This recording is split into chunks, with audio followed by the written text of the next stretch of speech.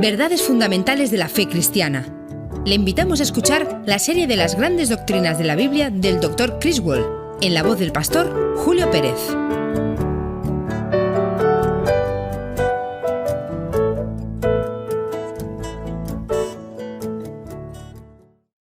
Les habla el pastor con otro mensaje sobre teología, que es el correcto estudio de Dios.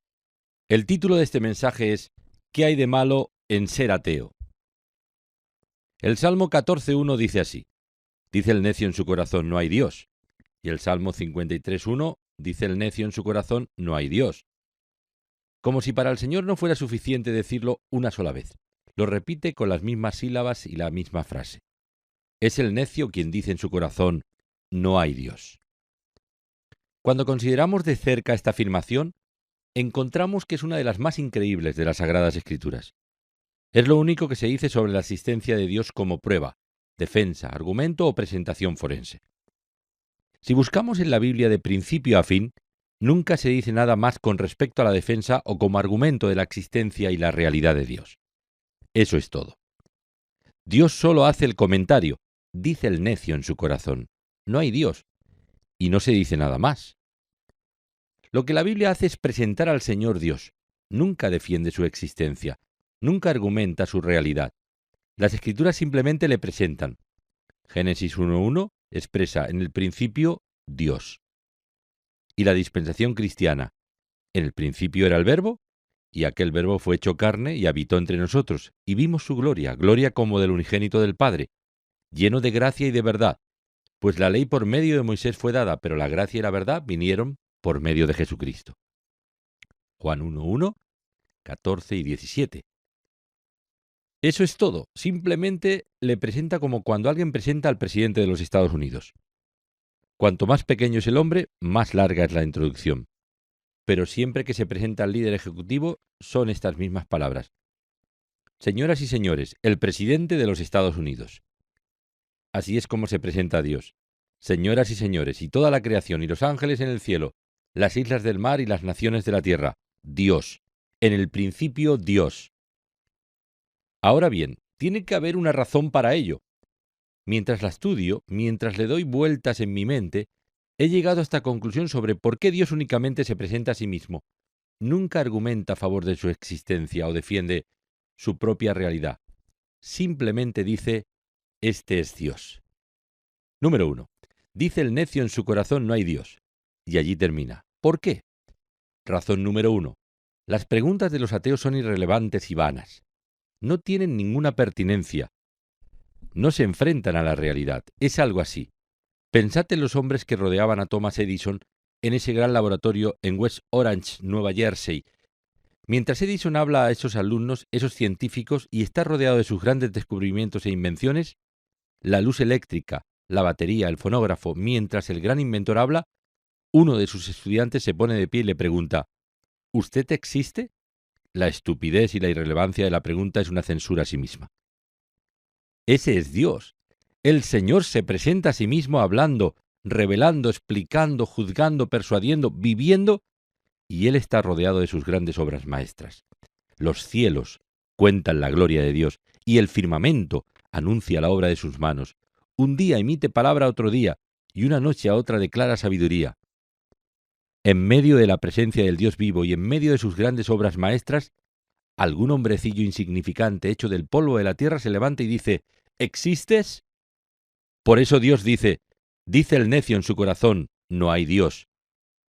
Francis Bacon, el gran ensayista inglés, escribió, un poco de filosofía inclina la mente del hombre al ateísmo, pero la profundidad de la filosofía lleva a la mente de los hombres a Dios. Esto me recuerda a un niño.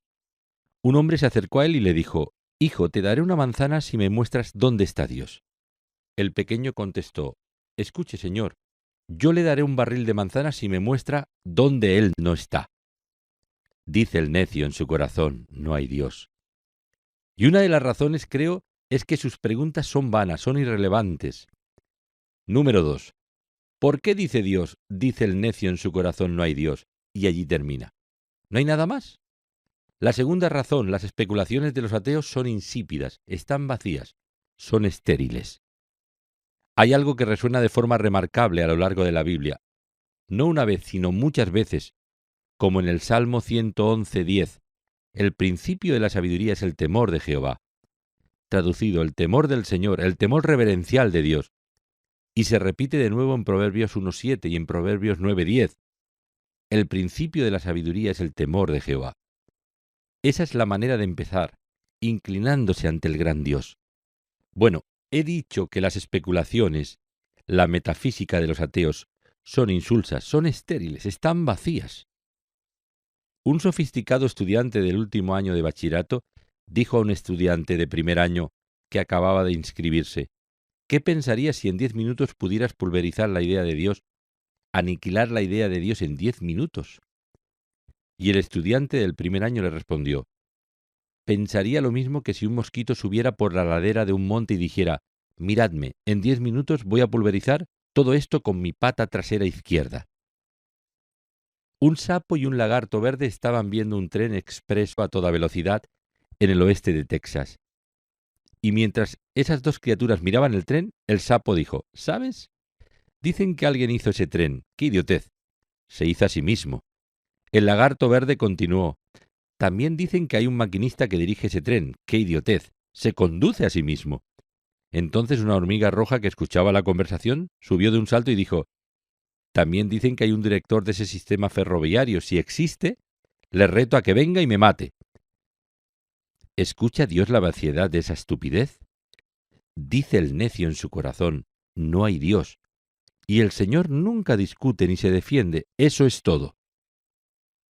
Ningún ateo dio una respuesta inteligente al misterio del cosmos que nos rodea. Ningún ateo dio nunca una respuesta inteligente al significado y al propósito de la vida de un hombre en esta tierra. Sin embargo, él omite la gran, preciosa y maravillosa sabiduría de Dios. Por otro lado, es notable como con los ojos de la fe, con los ojos del alma, nos adentramos en las profundidades de la verdad eterna, los misterios de Dios y su creación eterna. Pablo escribió en Romanos 1, 19 y 20: porque lo que de Dios se conoce les es manifiesto, pues Dios se lo manifestó. Porque las cosas invisibles de Él, su eterno poder y deidad, se hacen claramente visibles desde la creación del mundo. ¿No es un pasaje notable? Las cosas invisibles de Él, desde la creación del mundo, son claramente visibles. ¿Cómo se ve lo invisible? Pablo dice: porque las cosas invisibles de Él, su eterno poder y deidad, se hacen claramente visibles desde la creación del mundo, siendo entendidas por medio de las cosas hechas. ¿No es algo extraordinario? Analicemos esta frase durante un minuto. Detrás de todo lo que vemos hay fuerzas invisibles que lo crean, que lo hacen, que lo mueven. Las leyes invisibles de la gravedad, o movimiento, o la física, o la química, o la termodinámica, y por el ojo de la fe, o la búsqueda, o las creencias, se nos presentan las cosas invisibles en la materia, en la mente, en el corazón, en el alma, en la vida. Como el libro de Dios dice de Moisés, se sostuvo como viendo al invisible. ¿No es una cosa extraordinaria? Las realidades son verdaderamente cosas que no se ven. Solo nos apropiamos de ellas y las vemos con los ojos de la fe. Eso es lo que Dios dice. ¿No es algo extraño? Las respuestas, las especulaciones, la metafísica de los ateos son estériles y vacías. Es como beber en un espejismo. Nunca se sacia la sed. Es como comer comida de lujo. Nunca satisface el hambre. Es como leer un libro que no tiene sentido. Como construir una casa sin un plano. Como llevar un tren sin maquinista. Como vivir una vida sin propósito o sin significado. Dios dice el necio en su corazón: no hay Dios. Sus especulaciones están vacías. De acuerdo, ahora el número 3. ¿Por qué escribe Dios esto en la Biblia y ya está? Número 3. El carácter del ateo está en quiebra. Un estudiante de la Biblia solo puede estar perdido cuando Pablo cita este salmo, el Salmo 14, y el Salmo 53, en ese tremendo pasaje en el 3er capítulo del libro de Romanos, llegando a la conclusión de que toda la humanidad está totalmente depravada. Nuestras mentes están caídas. Nuestras emociones, nuestras voluntades, nuestros deseos, nuestras vidas están caídas. Pertenecemos a una raza caída. Hay pecado en todas nuestras facultades. Somos una humanidad caída. Y cita el salmo que comienza con: dice el necio en su corazón, no hay Dios. Lo que Pablo está confesando es que cuando un hombre niega la existencia de Dios, el carácter y la justicia se desintegran y el mal florece en la tierra. Tengo un recuerdo conmovedor de eso. Una de las estaciones de radio y televisión en la ciudad de Dallas, y todos vosotros lo recordaréis, querían que yo debatiera con Madeleine Murray, la atea más famosa que existe. Así que contra la opinión de todos en la iglesia me dije: ¿por qué no? Pero nunca jamás me habían presentado a una mujer así, sucia en todo designio de su mente. Es por eso que fue impresionante para mí cuando su hijo William Murray, Bill Murray, quien fuera el joven por medio del cual la Corte Suprema prohibiera la oración y la lectura de la Biblia en el sistema de escuelas públicas, hijo de Madeleine Murray O'Haire, dijera que habían ocurrido milagros en su vida desde que había denunciado el ateísmo y entregado su vida a Dios. Con 16 años de edad, Murray se presentó como querellante en la batalla judicial de 3 años que su madre había comenzado en 1963, y la que dio lugar a la decisión de la Corte Suprema de los Estados Unidos de prohibir la oración obligatoria en las escuelas públicas. Él sorprendió a la comunidad cristiana cuando el mes pasado dijo que había nacido de nuevo, y se disculpó públicamente por su papel en el juicio de su madre. Comencé a buscar un sentido a mi vida, pensando que sin duda tiene que haber algo más que esto. Mi propia búsqueda de comunión y significado me llevaron a caer de rodillas, y desde entonces se han producido milagros en mi vida. Él era un borracho. El alcohol se desvaneció. Fumaba 4 paquetes de cigarrillos al día. Se evaporaron. El pastor con quien hizo su confesión de fe le dijo que tenía que arreglar cosas, y yo creo en eso. Cuando hayas hecho mal a alguien y quieras estar a bien con Dios, pídele perdón. Entonces continuó diciendo: decidí volver a Texas y pedir perdón.